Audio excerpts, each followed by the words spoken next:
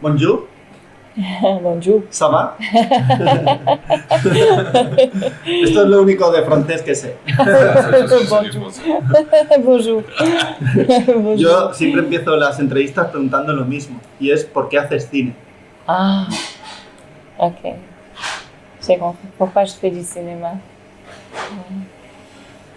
En fait, au fond, on fait du cinéma tout simplement parce qu'on ne peut pas faire autre chose, en fait. C'est la nécessité. Et c'est la... Je redémarre. ¿Puedes Je continuar? redémarre. Sí, sí. Je redémarre. Ok. Sí. Es que era una comprobación. Ok. Non, c'était pas prévu, en fait, mon parcours cinématographique, mais c'est venu grâce à une rencontre avec l'expérience d'un documentaire, en fait, où j'ai tout de suite compris que la fiction était ma voie, juste, à tous les niveaux. Donc c'est par nécessité. Et une grande foi dans la capacité de toucher des âmes, pas changer le monde, mais toucher des âmes à travers les récits sur écran. Yo hago cine, sobre todo, yo creo, por una necesidad que vino a través de un encuentro con una experiencia del documental, y creo que sí, que es tener una fe y llegar a poder tocar las almas de las personas. Pero básicamente es una necesidad de hacer cine. Tú has hecho ya bastante carrera con otro director. ¿Por qué tienes esa necesidad de hacer una película sola? ¿O descubres la novela de El Deserti de Tartari y decides, esto lo tengo que hacer sola? Dans ta filmographie, tu as travaillé avec Peter Rosens. Qu'est-ce qui te fait de te lancer dans la réalisation de ce film toute seule? Pourquoi toi tu veux aller faire ce film toute seule? C'est parce que tu as lu le roman de Deserto de Tartari et tu t'es dit j'y vais? Oui. Alors ce choix de faire ce film, enfin de l'écrire, d'adapter ce livre est très personnel. Donc j'étais habitée par ce livre et Peter voulait faire la production du film. Et donc c'était très organique, ça s'est évolué comme ça, d'une manière très très naturelle en fait. Et dû aux circonstances à travers tous les voyages pendant le développement du projet, j'avais ancré le film en premier lieu en Arménie. Donc j'avais fait des longs voyages là-bas. Et donc c'est devenu une espèce de langage très personnel. Donc ça a pris son parcours très naturel. Mais il était en plein dedans, ce partenariat, cette collaboration. Et là, au cœur, au sein du projet, même qu'il ne soit pas sur le plateau, il était là derrière la production en tant que producteur principal. Ouais, voilà. Fue una evolución del proyecto de la adaptación de esta novela de forma muy natural, muy orgánica. Esta novela de alguna manera habitaba en mí, siempre la tenía presente a mi alrededor, y a medida que se iba desarrollando el proyecto me di cuenta de que, bueno, que yo simplemente pues me lanzaba solo, pero él estaba siempre presente ahí como productor del proyecto, él estaba ahí, pero de forma natural pues me fui dando cuenta de eso, de que era yo la que tenía que ir liderando el proyecto. Hizo un viaje a Armenia en esa evolución del desarrollo del proyecto, y eso le inspiró para llevar ese lenguaje particular. Digamos que todo fue una evolución que fue dándose sola, digamos, para que ella misma liderara el proyecto. Et je suis diplômée en littérature italienne. Donc mon première rencontre avec ce livre a eu lieu il y a très très longtemps. Tiene una carrera en literatura italiana, entonces el primer encuentro que tuvo con ese libro fue su formación académica. Porque es un libro muy importante en la literatura italiana. Sí, culte. Classico, classico. Es un clásico. Et donc, ça demande beaucoup de courage. Il y a aussi eu l'adaptation de Zurlini en 76, qui a été très appréciée. Une adaptation très littérale du livre, du roman. Et il fallait beaucoup de courage pour faire ce pas vis-à-vis les Italiens qui protègent aussi d'une manière ou d'une autre. Mais comme je ne suis pas italienne, je me sentais tout à fait libre. Je n'avais pas ce poids du tout. Et donc, c'est une adaptation très, très libre et ouverte, très, très personnelle. Et je n'avais aucune intention, en fait, de faire une adaptation littérale. Jamais. C'était le point de départ. Et ce point de départ, comme le livre est rempli de vide et d'espace à remplir pour chaque lecteur, ou dans ce cas, chaque spectateur, c'est universel. Ça n'appartient à personne. Ça nous appartient à nous tous. La verdad es que había que tener mucho valor para adaptar una novela de culto de la literatura italiana, pero bueno, yo como no soy italiana pude también abordarla de forma muy libre. Quería hacer una libre adaptación, nunca una versión literaria como la de Zurlini en el 76, y veía que había ahí una serie de vacíos interesantes en las que yo poder completar y dar mi experiencia, mi narrativa. Pero bueno, básicamente es eso, al ser justamente una obra de culto y no ser italiana también, bueno, por un lado sé que tenía que ser osada y valiente, pero al mismo tiempo me permitía tener cierta distancia por no ser italiano. Me gusta tu película porque mezclas muchas cosas. Parece una película soviética de los años 70 de Tarkovsky, por ejemplo. Podría ser ciertos planos y lugares de Stalker, por ejemplo, o Solaris, o incluso de Andrei Rublev, bueno, de Tarkovsky. Luego también es una peli de género. Puede ser una peli de terror, tiene la atmósfera de terror. Es como están esperando a ese enemigo invisible que no sabes por dónde va a ocurrir, que eso se ha planteado mucho en el cine clásico, por ejemplo. Yo me acuerdo de una peli, Un paseo bajo el sol, que están allí en la trinchera esperando. J'aime beaucoup ton film parce que c'est un mélange de genres. Évidemment, lui, il voit des références de films de Tarkovsky, de Solaris, de Andrei Rublev. Mais ceci, ça peut être un film d'horreur, d'horreur parce qu'il y a une tension latente dans le film, ça pourrait être comme ça. Et puis luego has hablado de otra película. Un paseo bajo el sol. Un paseo, es una película clásica de Estados Unidos, Louis Milestone con Dan Andrews de protagonista. Vale, es una conozco. Están allí esperando. Je connais pas ce film de Louis Milestone. Vale, esta no la conozco. Sí. Vale. Y luego, o sea, me gusta porque puede funcionar como una película de género, pero también una película de autor. Ça peut fonctionner comme un film de genre, mais aussi comme un film d'auteur. Y esto, yo creo que has conseguido ese equilibrio muy bueno. Je pense que tu as réussi à trouver cet équilibre entre ces deux facettes. En fait, je voulais garder la liberté totale et mettre en place mes propres codes. Je voulais capter une vraie angoisse, une vraie sensualité et l'absurde de la situation, des situations. Et je voulais que tout soit dicté par le corps. Donc j'avais que ça comme règle. Et je voulais aussi, je l'avais dit à toute l'équipe, et ils me suivaient dans cette folie, si on ne sentait pas profondément une scène, on ne tournait pas. Et pas cérébral, je parle du corps.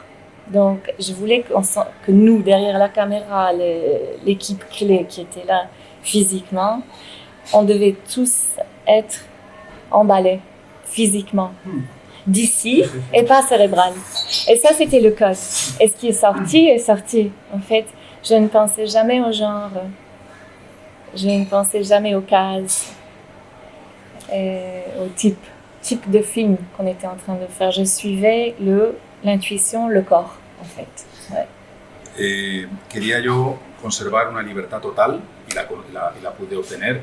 Entonces yo me basaba en una serie de códigos. Quería también representar una angustia, una sensualidad, un absurdo y todo a través de ese mismo código dictado por el cuerpo, la fisicidad de los personajes. Entonces ella con sus actores decía que las escenas había que sentirlas, no tenía que hacer de celebrar, y si no las sentían no la hacíamos. Todo tenía que venir de ese código de la fisicidad de los cuerpos. Entonces ella no pensaba en los géneros, sino pensaba sobre todo en intentar seguir su regla principal, digamos, de esta serie de códigos, sobre todo de sentir las escenas con los cuerpos. En ese sentido, tu película se parece mucho a Beau Travail de Claire Denis. Sería un referente, ¿no? Sería un referente no cuando estabas filmando, sino a posteriori. ¡Ay, pues mira! C'est avec les scènes épiques du corps, enfin le regard de la femme envers le corps et l'ensemble sobre las escenas épicas de la película de Claire Denis, ¿no? De la mirada del hombre hacia la mujer y todo esto. Sí, en ese sentido sí. J'apprécie beaucoup Beau Travail, mais bon, je suis habitée par tellement de films. Mais en fait, ce qui était intéressant, c'était que derrière la caméra, on était surtout des femmes. Donc, chef op, chef déco, chef costume, moi, assistante caméra. Et on n'en parlait même pas.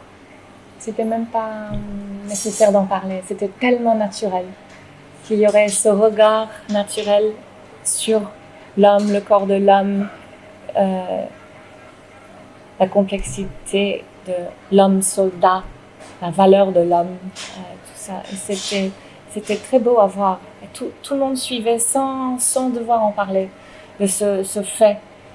C'était le non-dit du film, en fait. Très naturellement. C'était beau, très beau. Ouais. Es curioso porque la mayor parte de las personas detrás de la cámara, del equipo técnico, eran mujeres y no tenían necesidad de hablar.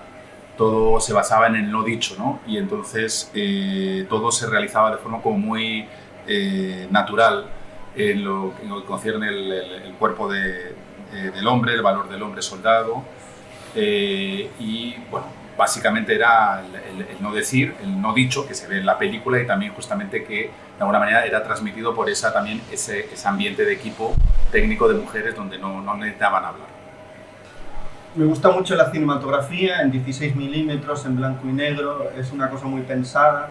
¿Por qué eliges a tu directora de foto? Que yo la conocía porque había trabajado con Nabil Ayouch y Marianne Toussaint. Sí, entonces, sí. ¿por qué ella?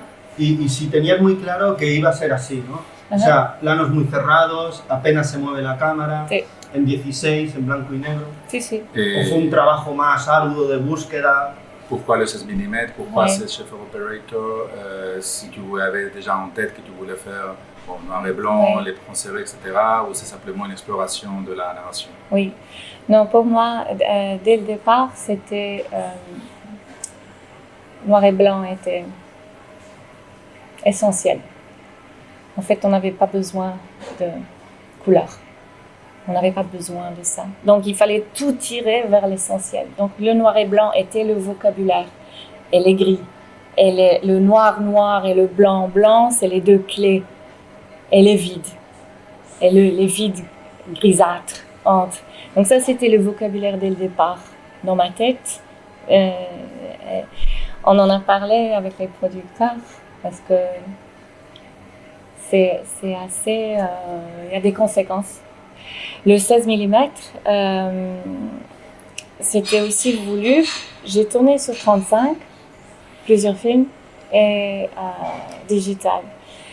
Le 16 était pour moi une des clés parce qu'on ne reçoit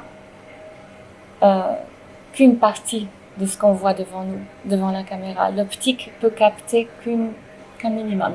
Dans des circonstances du film, en Sicile, en été, la lumière explose, les espaces sont vastes, immenses, tout est très sec. En fait, ce qui m'intéressait le plus, c'est que tout ce qu'on ne pouvait pas capter, donc tous les vides. Donc, il nous fallait que ça. 35 nous aurait donné trop d'informations. Et la façon de travailler quand on tourne sur 16 dicte que la matière qui sort est différente. Parce que c'est très limité, la discipline est autre quand on tourne sur 16. On respire différemment. L'image respire différemment. Donc toute la poésie, dès le départ, dès le premier jour, c'était 16, noir et blanc, peut-être que tu traduis là, Oui. et puis je vais parler sur Virginie. Bueno, básicamente no, yo tenía muy claro que tenía que ser 16 milímetros, blanco y negro. Para mí era esencial ese tono gris, ese vacío. Evidentemente lo tuvimos que consensuar con los productores porque no es fácil, era un riesgo. Yo ya había rodado en 35 milímetros en digital, pero para este proyecto tenía claro que 16 milímetros era la llave, era el key point en el sentido de mi proyecto. Porque también el 16 milímetros recibe una parte de la óptica, de la información, teniendo en cuenta que rodábamos en Sicilia donde la luz explota de alguna manera o es muy fuerte. Yo quería con esta óptica y con este formato todo lo que no se podía captar, porque con el 35 milímetros hubiéramos recibido mucha información y yo no, yo quería jugar con esos vacíos. El 16 milímetros también tiene un material diferente, donde la película respira diferente, hay otro tipo de incluso de disciplina a la hora de rodar con los actores, aparte del grano que te da, en fin, condiciona mucho el material con el que tú estás rodando de alguna manera también, no solo por lo que tú vas a ver en pantalla, creo yo, sino también por el contexto de la rodaje. Sí, la logística del rodaje, ¿no? Et Virginie, donc on m'avait conseillé en Belgique à Virginie, je ne cherchais pas nécessairement une chef femme du tout, c'était juste, on m'avait conseillé Virginie parce qu'elle a une immense capacité d'adaptation, un cœur immense, âme immense, et elle est à l'écoute et elle vit son projet 7 sur 7, 24 sur 24, tellement dédié. Ouais, ça, j'ai découvert en faisant le film avec elle. C'est le premier film qu'on fait ensemble, pas le dernier, c'est sûr. J'espère. Virginie, mi directora de foto, yo no la conocía, no la conocía antes, pero bueno, fue dando cuenta que ella se adaptaba, tenía una gran capacidad de adaptación, tenía un gran corazón, tenía una gran alma y una capacidad de escucha. Y trabaja 7 sobre 7, 24 horas y bueno, en ese sentido era genial, ¿no? Haber podido contar con ella. Pour moi, à mon avis, ego zéro veut dire potentiel. Ego zéro. Para mí el ego cero significa potencial. Sí. Et donc, mais, elle posait des questions constamment. Pourquoi, qu'est-ce qu'on cherche? Mais quand les choses ne fonctionnaient pas, c'était très clair pour toutes les deux. On vidait le plateau et on cherchait des heures et des heures et des heures. Parfois, c'était juste l'optique qu'il fallait changer, quelques centimètres par là ou par là. Donc, c'était une vraie recherche. On était devenus un corps, nous. Et c'est comme une espèce de danse très délicate qu'on a construit, nous et son équipe autour d'elle et nous, parce qu'on bougeait avec les comédiens, on suivait les comédiens en fait. Ouais. Por un lado sí, tiene una gran capacidad de adaptación, pero también preguntaba mucho para tener claro qué estamos buscando, qué es lo que queremos y tal. siempre en un espíritu de búsqueda constante. A veces teníamos que quedar nosotros solos, los actores iban del plató y nos quedamos nosotros un poco pensando qué es lo que falta aquí, qué podemos hacer, a lo mejor es una cuestión de óptica y tal, pero llegábamos incluso a ser un mismo cuerpo. Y luego en el rodaje era como un baile, porque entre el equipo técnico y los actores les íbamos siguiendo, entonces era como un baile. Et intéressant aussi, c'est l'étalonnage. Donc c'est une petite étape courte et cruciale à la fin du processus de post-production. On avait un budget modeste, donc on avait 5 jours, je crois, en salle d'étalonnage. Mais là, avec les noirs, les blancs et les gris, on peut créer 150 films différents. Mais on était là, on était jusqu'au bout, là, en train de chercher. C'est une étape cruciale pour ce film, à la fin, de chercher le poids des gris et des noirs. Et le spectateur ne se rend pas compte, mais elle était là. Donc, même dans la peinture, dans l'étalonnage, avec notre étalonneur, qui est de grande qualité, je travaille toujours avec le mien, la même personne. Ouais, elle était là jusqu'à la dernière touche de noir. El etalonaje en esta película es especialmente relevante e importante. Teníamos un presupuesto modesto, tuvimos 5 días, pero estuvimos ella y yo codo a codo mirando todo, a pequeños detalles, verificando y tal, hasta el último momento para darle el toque que nosotros buscábamos. Pero estábamos las dos como súper implicadas, teniendo en cuenta eso, que esa fase de postproducción final era fundamental para el proyecto. C'est presque comme de la calligraphie. Es un poco como caligrafía. Sí. Ouais. Como caligrafía japonesa, ¿no? Yeah. Japonés, caligrafía japonesa. Ouais. Con detalle, con pausa, con reposo. Hay Sí. de detalle, Le de pause, respiro. de reposo, de respiro. Ahora me gustaría que me hablases de tus intérpretes, porque está Geraldine Chaplin, que aquí se la quiere mucho. Después está el actor este que es oficial, que es Bjorn, que yo lo vi en Borman. Jan Bevoet. Sí. Y después el trío de protagonistas, ¿no? Que es el Luca y después Jerónimo y el otro chico. O sea, ¿cómo los reclutas? Supongo que algunos hiciste casting, otros vente para acá, que yo te conozco. Sí. ¿Cómo formas este equipo de soldados o de mandos? Es que son, o sea, parece... Hay un cortometraje de los estudios Ghibli que se llama La amenaza bueno, tiran cada día, es en dibujos animados, tiran un cañón cada día al enemigo y nadie sabe dónde está el enemigo y tal. Y me acordaba viendo tu película y tal, y digo, mira, qué curioso, sí. O sea, pero ¿cómo reclutas a tus intérpretes? Porque no parecen actores, parecen soldados. Y soldados sin ser soldados, porque están allí como preparándose constantemente. En fait, j'ai tout compris. Oui, d'accord. Donc, chaque rôle avait un parcours unique, comme chaque fois, chaque film. Jonas, qui joue Luca, j'ai trouvé parce que j'ai vu une interview à la télé avec lui. Donc, sa vraie voix. Ça m'a dit ça. Et j'ai dit, oh! Et je me coupais le souffle. J'ai dit, Non. Je sais pas. C'était lui, dans un interview. Donc, pas dans un film. Je l'ai fait venir en Belgique. Jonas Moters. Il est venu au casting. Donc, j'avais rassemblé d'autres jeunes autour, mais surtout pour l'observer. Et il était totalement à l'écoute et il se prenait pas trop au sérieux, c'est une grande qualité. Et il a ce regard très complexe parce qu'il faut que le visage de Luca porte toutes sortes de choses, sagesse, innocence, terreur, désir. Et il avait tout ça. Il avait tout ça. Il avait tout ça. Ouais. Cada rol de los intérpretes es diferente, pero por ejemplo en el caso de Jonas, interpreta a Luca, yo lo vi y sobre todo lo escuché en una entrevista, no en una película, una entrevista, y me quedé como fascinada por su voz.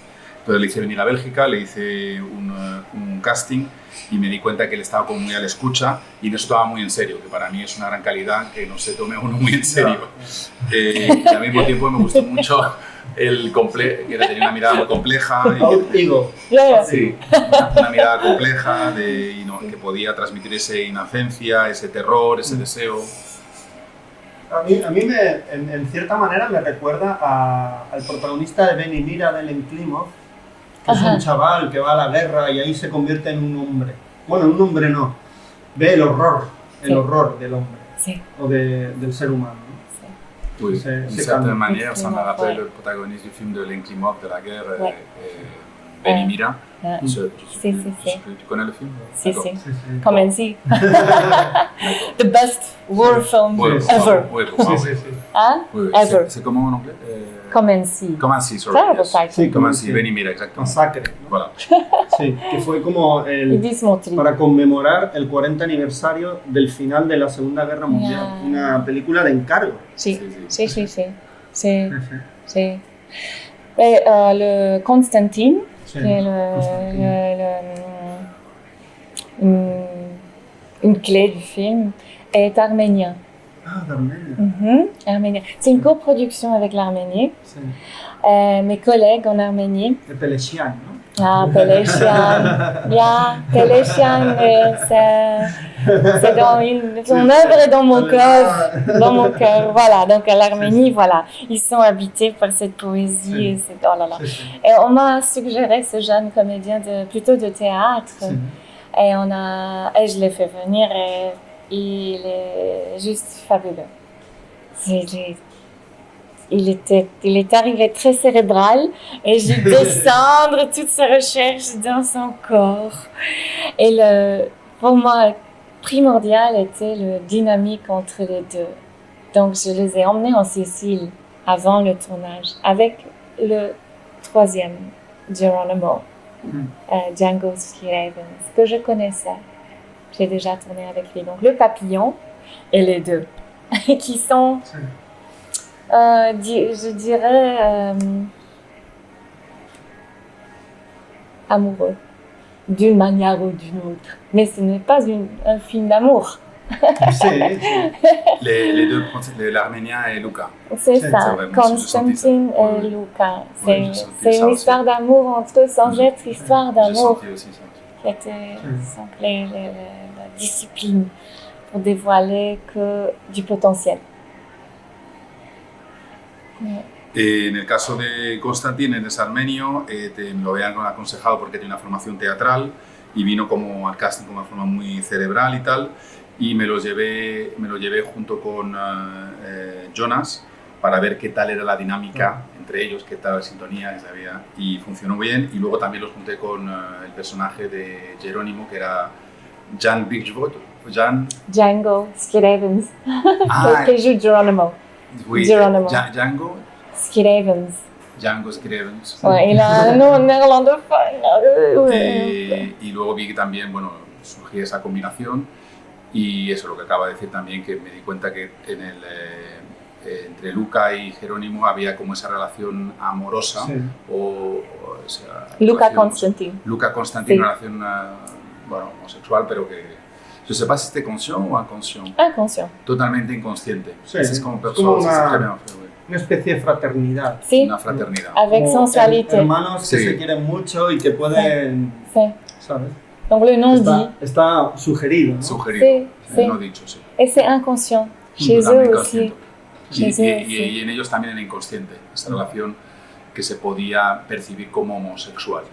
¿Puedes volver a hacer el chat? Sí. Perfecto. No sé si lo hemos hecho antes. Sí. No. No. Pecado. No pasa nada. Ahora lo hemos hecho. Sí. Bueno, sí. Háblame un poco de Björn, del oficial, y de Geraldine, cómo entran en la película. Jan Bevoet Sí. joue le personnage de Raph. Sí. Il était... Él parece el enemigo. L'ennemi. El enemigo visible es él. On a la sensation C'est que lui. lui, c'est l'ennemi visible, le personnage de Jan. Oui, Wow. ça je laisse Él au parece, spectateur. si hay un motín, lo hará él. Si, Eso je se lo vois. dejo al espectador. Sí, sí, completamente. Bah, le grand défi avec son personnage, c'était il fallait pas qu'il soit le méchant de l'histoire, qu'on ait qu'on trouve une manière de le rendre humain avec sa fragilité, son humanité. Donc c'est pas le méchant parce que c'est pas intéressant. Donc le défi pour lui, pour son rôle, c'était de trouver des tout petits moments subtils où on voyait des hésitations qui étaient probablement même inconscientes. Mais il faut être vraiment attentif. Mais c'est là, sa fragilité, ses doutes. C'était très important d'avoir ces complexités suggérées. Ouais. El personaje de Ralph, el gran desafío era de que no pareciese de que era el malo de la peli, Sí. había que darle esa complejidad, esa humanidad, y a partir de detalles muy sutiles, bueno, había que poder conseguir eso, ¿no? Con dudas inconscientes y la duda inconsciente era la fragilidad del personaje. Entonces había que trabajar eso. Pour moi, une clé pour chaque personnage, c'est les mains. C'est les mains qui expriment parfois plus que les yeux, que le regard. Et à la fin, ça se manifeste dans les mains de Raph. Donc la destruction de son être se manifeste dans les mains qui partent dans tous les sens. Voilà. Para mí, una de las claves es la mano de los personajes. Para mí las manos representan, dan un mensaje mucho mayor, transmiten mucho más que los ojos, que la mirada. Y en el caso de Ralph, cuando ese personaje va hacia la destrucción, sus manos van, dans tous les sens, hacen así, van por todos lados. Las mueve así de forma muy agitada. ¿Y Geraldine? Ah, Geraldine. Geraldine. La merveille. La hija mayor de Charles Chaplin. Es la hija mayor. C'est Géraldine. Donc, on avait déjà travaillé ensemble, on se connaissait très très bien. Donc, je lui avais dit, écoute, je fais cette adaptation d'un livre italien, mais c'est un film de guerre sans guerre. Et tu dois absolument jouer dedans, parce que je peux pas faire un film sans toi. Elle a dit, oui chef, sans souci. Mais j'ai dit, mais il faut que tu joues un homme, le général. Et elle a dit, bon, je trouverai l'homme en moi, d'une manière ou d'une autre. Cuando hicieron la película sobre su padre, Chaplin, Sí. Attenborough, Mm. Richard Attenborough, ella hacía de su abuela. Sí, O sea, strano, fantastico. Incroyable, disons que le film de Chaplin, de Richard Attenborough en 92, je crois, et Géraldine Chaplin faisait la grand-mère. La grand-mère. C'est le pas vu, Era ça me comme ça. fantástico. Surréaliste, ouais. Non, mais pour Géraldine, donc il fallait qu'elle soit ni homme ni femme. Voilà, donc c'était une recherche corporelle aussi, toujours, quand on avait les mains. Donc parfois quand les mains faisaient comme ça, je dis ouh, trop féminin. Ou donc dans les gestes qui sont filmés de près. C'était très important de trouver son vocabulaire à elle. Elle est au-delà de homme-femme, en fait. Au-delà du pouvoir, même. Elle porte en elle une idée ancienne de cette forteresse qui va sauver la civilisation. Donc c'est la dernière personne qui porte ça, en fait. Donc il y a un côté très digne en elle, très digne, mais en même temps consciente du fait que c'est fini, tout s'écroule. Les illusions s'écroule. C'est fini. Ouais. Tous ces, pardon, tous ces coups Les illusions s'écroulent. s'écroulent. S'écroulent, ouais. Ouais. Elle le sait. Ouais. En el caso de Geraldine, bueno, nos conocemos muy bien, de hecho todavía mantenemos buena relación, me dijo ayer. En ese sentido le dice, oye Geraldine, tienes que filmar una película conmigo y no la puedo hacer sin ti. Es una película de guerra, pero no hay guerra.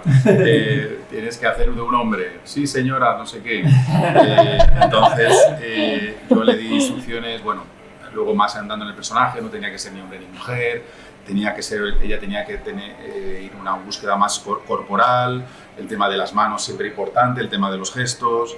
Intentaba buscar eso de que no fuera demasiado femenino, tampoco demasiado masculino, o sea, que fuera más allá de simplemente una cuestión de identidad de sexo hombre-mujer, y ella tenía que buscar ese vocabulario, esos códigos suyos para interpretar al personaje, y entonces en la película ella representa esa idea antigua de esa fortaleza que salva la civilización.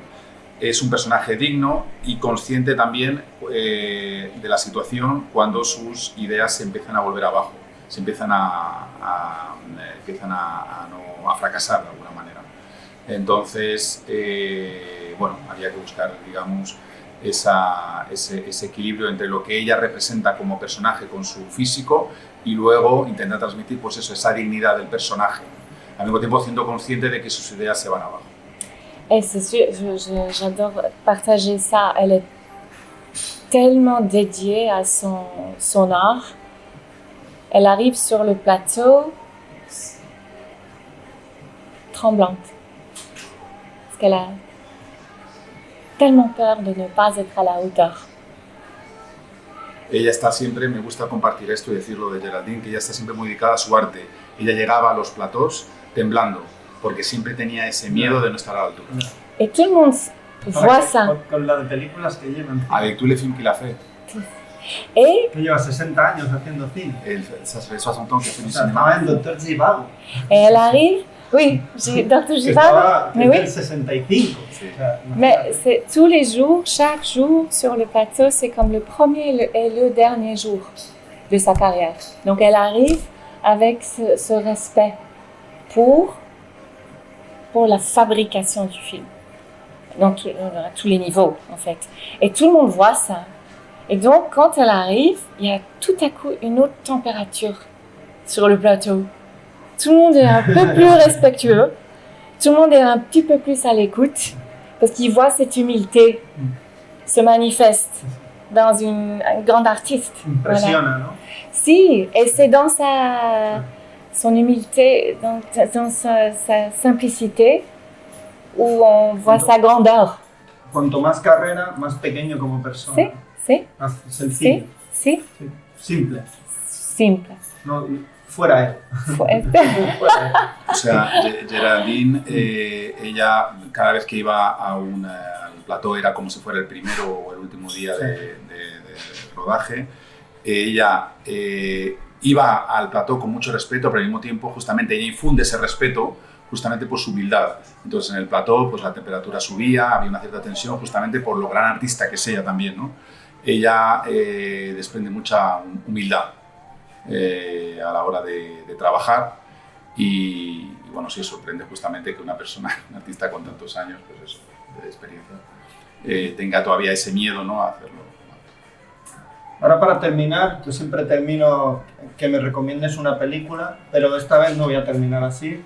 Me parece más interesante preguntarte, Sí. a nivel emocional, ¿qué ha cambiado? Normalement, j'ai fini avec, hacer esta quand película je para fais ti. les entretiens, les interviews, normalement j'ai fini pour savoir une recommandation d'un film, et je ne vais pas finir maintenant comme ça. Maintenant, je vais finir à qu'est-ce qui a changé avec ce film. Pour moi, changer en moi. Para Jessica, no para la Jessica cineasta, sino la Jessica Au persona. niveau personnel, pas la Jessica cinéaste, mais la Jessica au niveau Porque personnel. esto era un desafío. C'était un La défi primera pour vez toi. en solitario, C'était la première una fois. historia de hombres, o sea, Uy. totalmente Todo alejado solitaire. a lo que habías hecho, ¿no? C'était Sí, éloigné de ce que tu avais fait Bueno, auparavant. aunque, Oui, c'était aunque loin. en tema de la naturaleza del entorno ya estaba presente en tus películas. L'entourage de la nature, c'était déjà présent dans tes films, et Oui. il considère que pour toi, il voit ça comme un défi pour toi, Ouais. ce projet-là. je suis tombée encore plus amoureuse de l'être. Oui. Donc, en traversant toute cette fragilité et tous ces défis, je me sens plus riche. Ouais, tout simplement. Donc, affaiblie en même temps, terriblement fatiguée après avoir donné autant, mais en même temps, encore plus convaincue dans mes choix. Ouais. Muy convencida, mucho más convencida de mis elecciones, de mis opciones, de mis decisiones, evidentemente un poco más frágil en el sentido de que estoy cansada, afeblir, o sea, me ha quitado un poco de energía, como todas las películas, pero también una gran fragilidad y una riqueza también interior muy grande. Tu as dit dans l'être, non? Aussi oui. Une grande, tu as dit le mot Voilà. amoureuse de l'être, Oui. enamorada de l'être humain, je crois, ¿no? Del ser humano. Pues, merci beaucoup por you feel, por you work, por este ratito. Y yo siempre digo hasta la próxima película. Hasta la Jusqu'au próxima prochain. película. J'espère.